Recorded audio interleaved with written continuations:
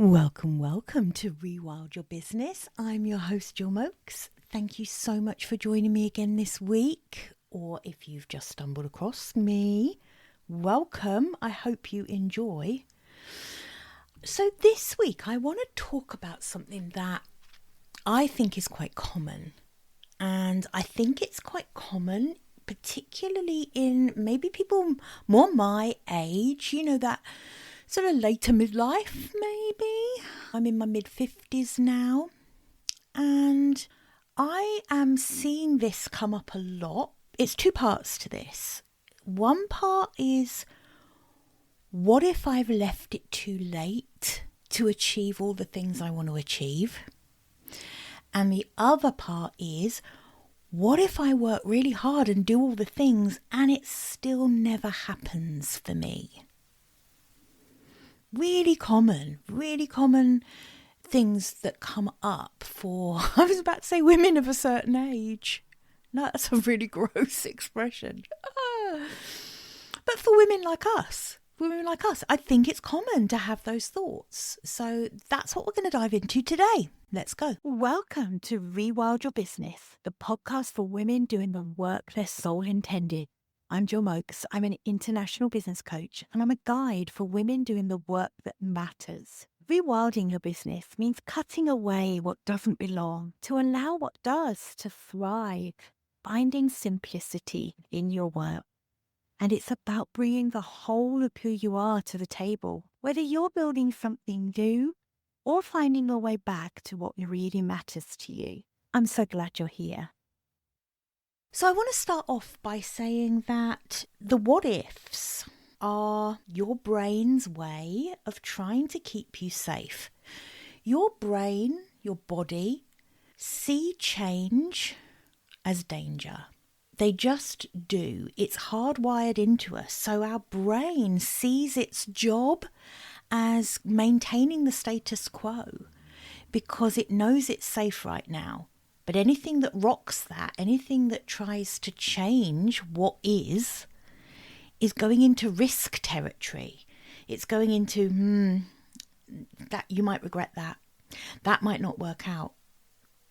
And all of the fears around failure and judgment and visibility, all of those fears come into play, and our brain, our body will do everything it can to stop us from making any changes that are going to make us feel unsafe. It wants predictability and safety.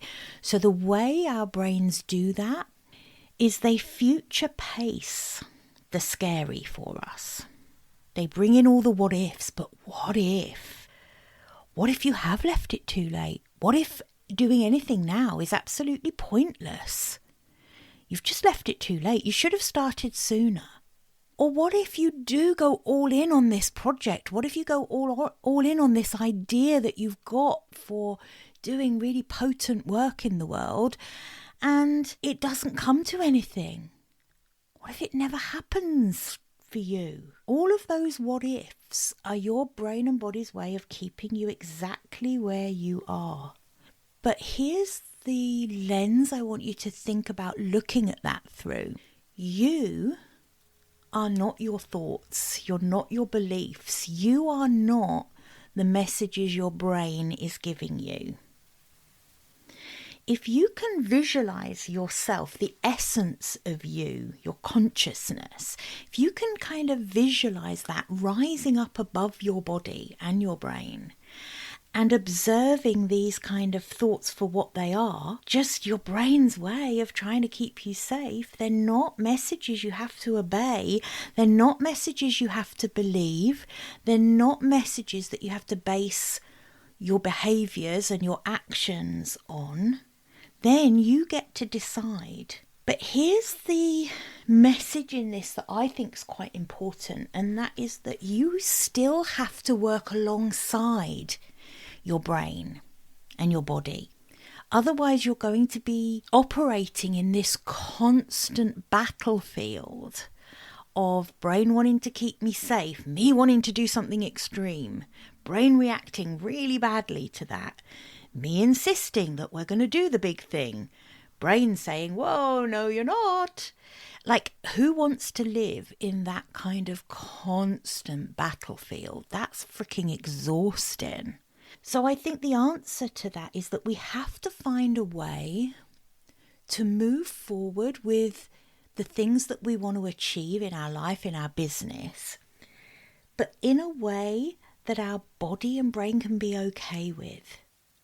And this is the bit I think a lot of people miss. They go one of two ways. They either accept what their brain is telling them, and therefore they give up on their dreams. They give up on the things that they say they want for themselves. They give up on the impact that they say they've been committed to making because their brain has done such a good job of giving them a set of what-ifs that feel too scary to move forward. Or they fall into the other camp, which is they try and completely override those messages that the brain is so committed to giving them. They try to just pretend they're not there at all. And they say, I don't care what you're saying, brain. I am going all in on this, feet first. And that is incredibly dysregulating for our nervous systems. And that's what puts us in that battlefield that I was just talking about, that ricocheting between what the brain wants and what your consciousness, the essence of who you are and what you're here to do, wants. So how can we stop trying to bypass those messages, but find a way to move forward with what we really want in a way that makes sense for our body, that feels safe to our brain? What are the smaller steps that we can take? I'm a massive fan of baby steps. And sometimes that's counterintuitive to the way that I really want to go. Because I am someone who just wants to jump straight in with something.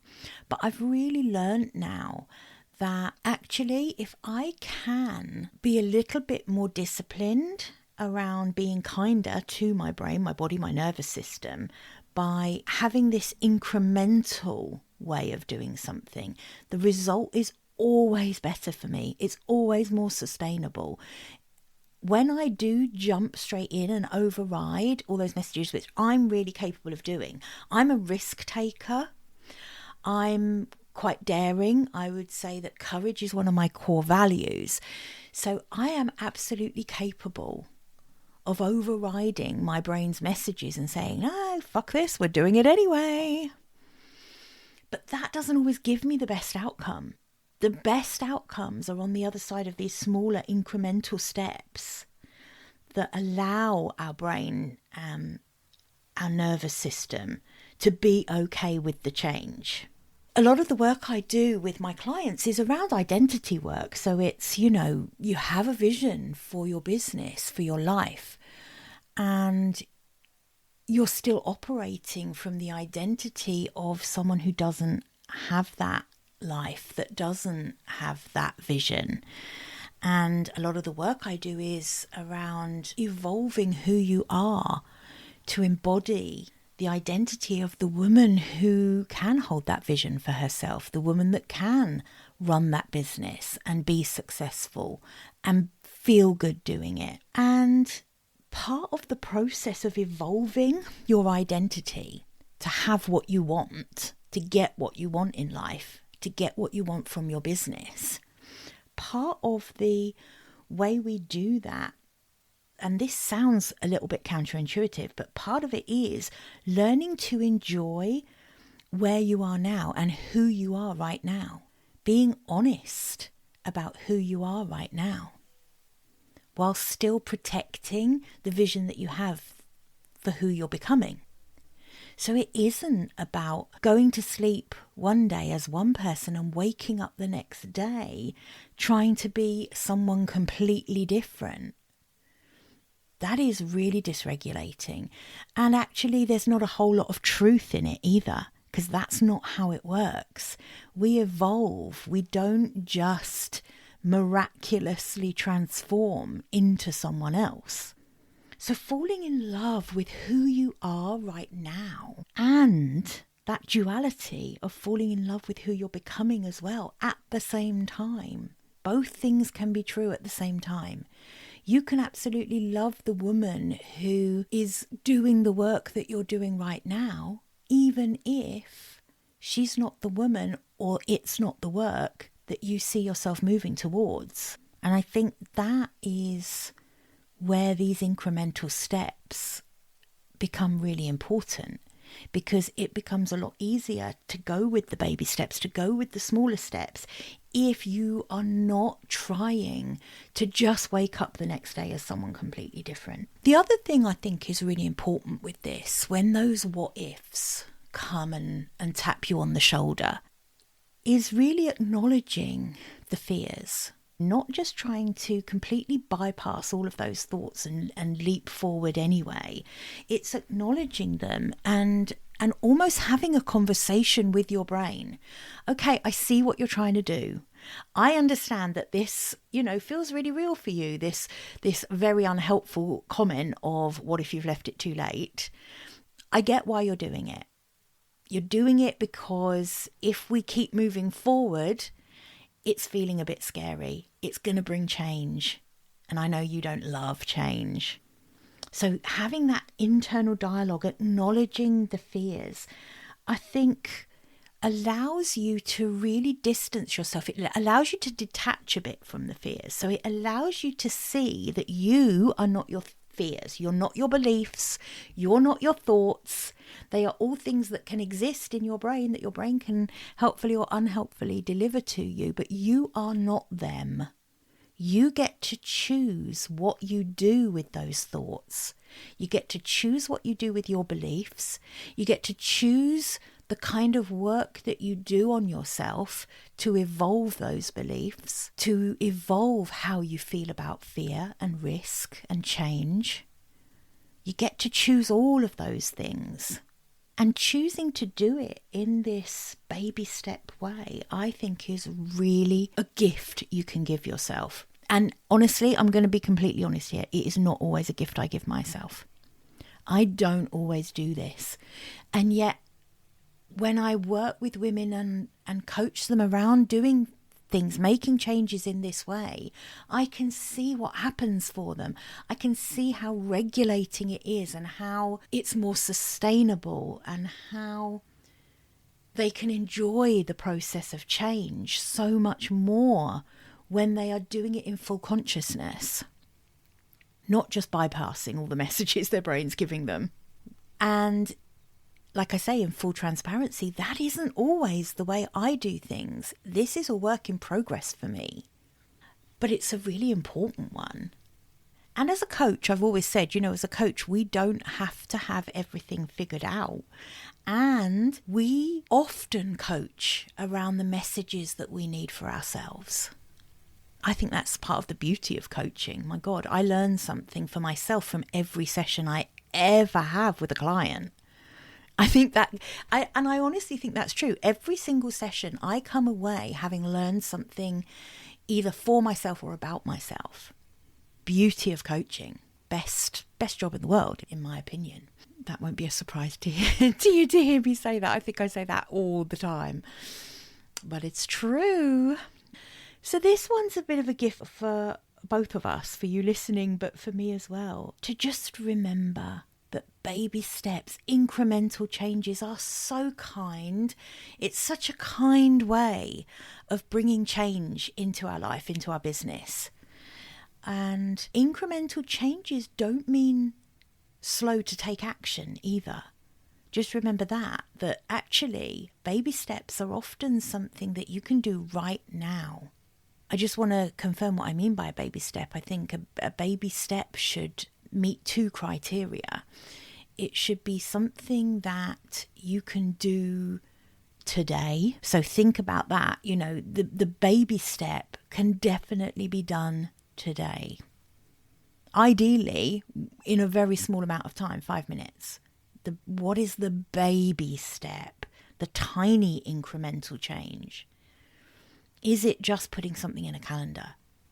Is it just writing a couple of sentences that unearth how you're really feeling about something? That's a baby step.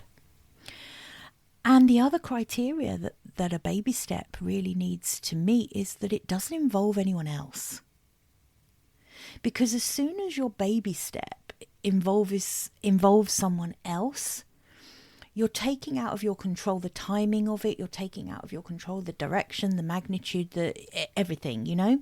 So if an action that you want to take is having a conversation with someone, the baby step that you can take today is probably simply sending them an email to say, hey, would you be up for a conversation about this? That's the baby step. Okay, I really hope this has been helpful. I actually had a different episode scheduled for today, and then this topic came to me and felt like something I really wanted to share straight away. And I didn't do the usual thing that I do, which is outline the episode and kind of gather my thoughts around exactly what I want to talk about and what order I want to talk about it in, which I usually try to do. This one has definitely been a bit more off the cuff, so it's a shorter episode. I hope it's been helpful, because I think this is more common than we like to admit.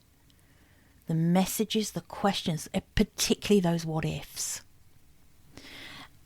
And the more you can reframe the what-if, that beautiful quote about what if I fall, but my darling, what if you fly? You know, it's how could you reframe the what if I've left it too late to do this, to what if this is the perfect time in my life for me to do this? What if you reframed, what if it never happens for me? To what if this is the year that everything starts to change for me? So reframing those what ifs. What a gift to yourself to do that. Okay. Like I say, I hope you've enjoyed this episode, and I will see you back here, same time, same place, next week. I have a nice little downloadable guide for you with some journaling prompts in. So I'll pop a link to that into the show notes. That can always be helpful whenever you're working through things like this. I think having some prompts to just get the mind working, get the hand moving on the paper to get out what you're really thinking can be so helpful. So I will pop the link to that in the show notes. Okay, have a fantastic week, everyone. Bye for now.